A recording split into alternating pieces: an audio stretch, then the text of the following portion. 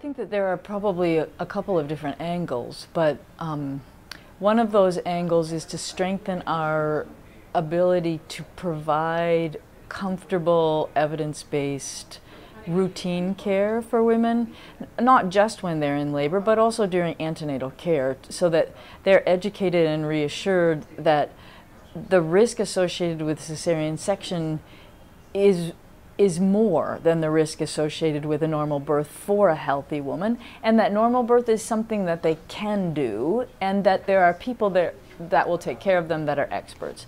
And the current global standard for that is a midwife, and so the introduction of midwives, which is already happening, but the strengthening of them and the use of a model of care called midwifery led care can help to promote women's comfort in giving birth, but also ensure that what works for normal birth is provided to all women, that evidence-based care that supports a normal labor and birth is provided. But in addition to that, we know that doctors are using cesarean section to some extent because it's easier for them. It's easier for them in terms of time, it's easier for them in terms of worry, and it's easier for them in terms of the amount of money that they're paid when they do a cesarean section.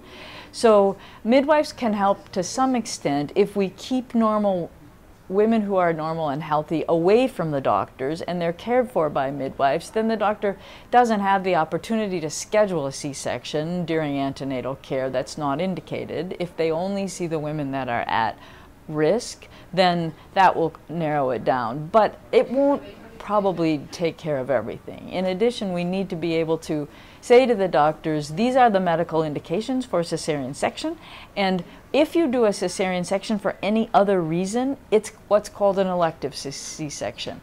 And then we need to have a policy on elective C-sections. Who gets to have an elective C-section? Why is it done?